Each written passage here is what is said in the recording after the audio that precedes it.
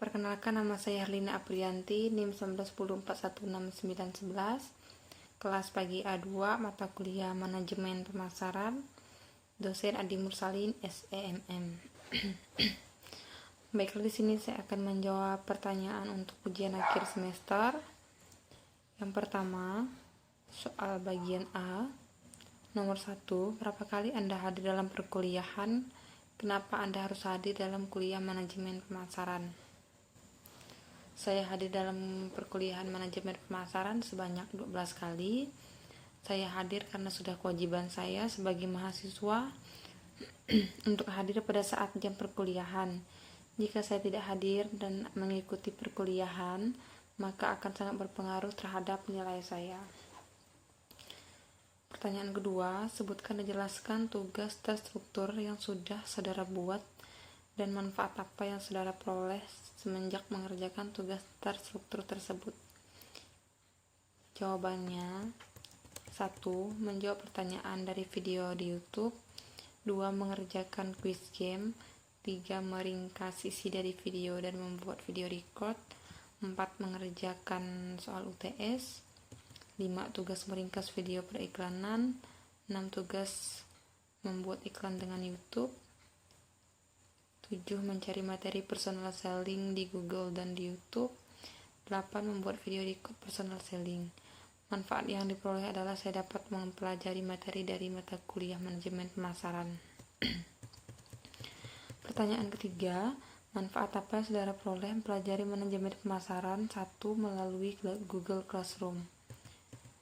Manfaat yang saya dapatkan adalah menambah ilmu, pengetahuan, dan wawasan saya terhadap mata kuliah manajemen pemasaran 1.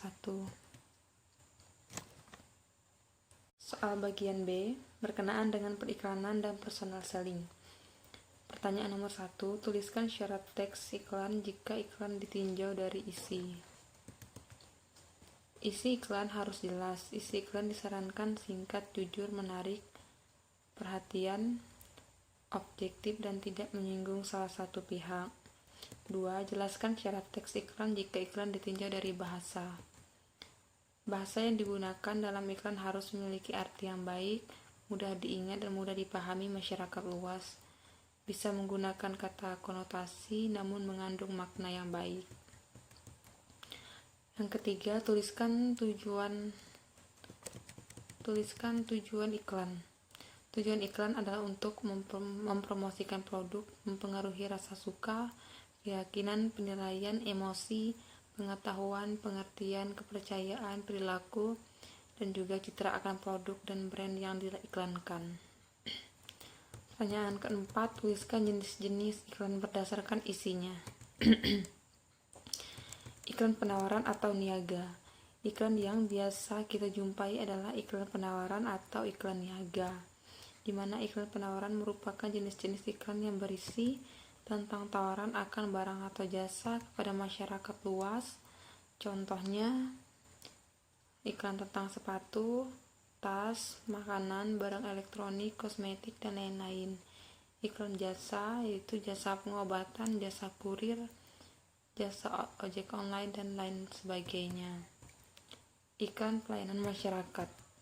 Iklan ini biasanya berasal dari instansi atau lembaga yang berisi tentang suatu informasi sosialisasi atau pencerahan kepada masyarakat akan suatu isu atau topik tertentu. Contohnya, iklan pemilu, iklan keluarga berencana, dan iklan untuk hidup sehat. Yang ketiga, iklan pengumuman atau pemberitahuan. Jenis-jenis iklan berdasarkan isi selanjutnya adalah iklan pengumuman. Iklan ini bertujuan untuk menarik masyarakat tertentu saja. Isinya tentang pemberitahuan sesuatu seperti event, iklan berita duka, atau lain-lain. Iklan permintaan. Iklan permintaan sering dianggap sebagai iklan lowongan kerja. Hal tersebut karena iklan ini berisi tentang pihak yang mengiklankan untuk menawarkan atau mengajak masyarakat yang ingin bekerja dalam perusahaan mereka. Pertanyaan kelima, tuliskan jenis-jenis iklan berdasarkan media. Yang pertama, iklan cetak adalah iklan yang dibuat dengan menggunakan cara dicetak. Biasanya iklan cetak juga kerap kita temui di koran, selembaran majalah, koran, baliho, poster, stiker, dan sebagainya. Media cetak. Iklan cetak tidak memiliki lebih dari 4 baris atau tidak sampai lebih dari kolom iklan. Untuk iklan cetak dalam kolom ukurannya lebih tinggi daripada iklan baris. Iklan cetak display biasanya memiliki ukuran yang luas.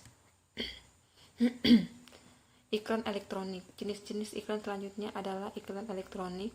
Iklan ini menggunakan media elektronik dalam penyimpanan dan tampilan iklannya. Iklan elektronik banyak sekali sering kita temui, antara lain di televisi, live action, animasi, musik, sponsor, program running, promo, kredit, backdrop, kredit title, properti, endorsement, dan lain-lain. Iklan radio, iklan film, iklan luar ruangan seperti iklan yang berada di bus, taksi, terminal, dan lain-lain. Tuliskan jenis-jenis iklan berdasarkan tujuan. Yang pertama, commercial advertising, terdiri dari iklan strategis, yaitu iklan yang digunakan untuk membangun merek. Iklan taktis, yaitu iklan yang memiliki tujuan untuk mendesak.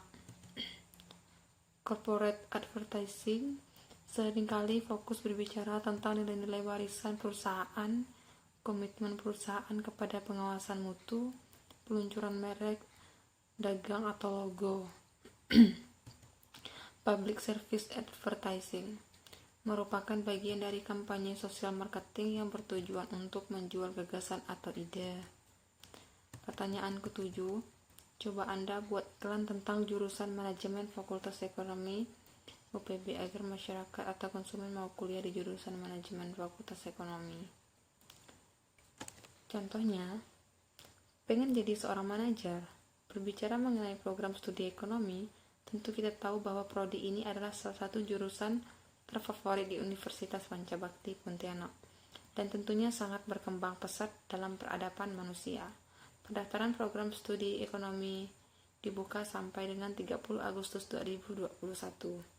Jadi mau tunggu apa lagi? Segera daftarkan diri Anda di Fakultas Ekonomi Universitas Pancabakti Pontianak. Caranya gampang, cukup mendaftar via online melalui situs resmi upb.ac.id. Pertanyaan ke-8, tuliskan fungsi dari media promosi. Tujuan media promosi untuk mengirimkan informasi suatu produk kepada target pasar potensial, untuk memperoleh pelanggan baru dan menjaga loyalitas konsumen, untuk membuat citra produk di mata konsumen yang sesuai dengan yang diinginkan.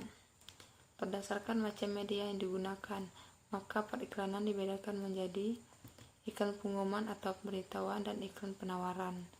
Iklan pengumuman atau pemberitahuan contohnya iklan suatu event, iklan penawaran contohnya iklan suatu produk.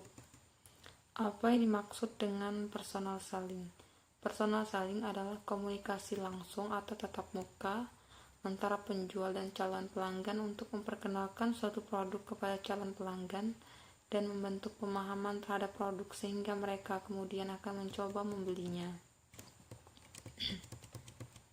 Apa yang dimaksud dengan sales promotion? Sales promotion adalah salah satu tipe marketing yang biasanya digunakan untuk memperkenalkan produk baru, menghabiskan produk lama, dan tentu saja menaikkan angka penjualan. Perusahaan atau brand bisa memiliki peluang untuk kembali menarik perhatian konsumen-konsumennya dengan melakukan promosi. Nomor 12, tuliskan alat-alat digunakan dalam kegiatan sales promotion. Yang pertama iklan, kedua brosur, ketiga reklame, keempat baliho, kelima spanduk, keenam backdrop. Pertanyaan ke-13, apa yang dimaksud dengan publicity? Publicity yakni beberapa info mengenai barang atau perusahaan yang disebarluaskan ke orang-orang lewat berita yang memiliki arti komersial atau berbentuk penyajian lain yang berbentuk positif.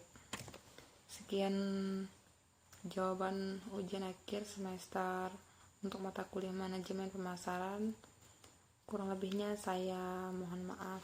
Terima kasih.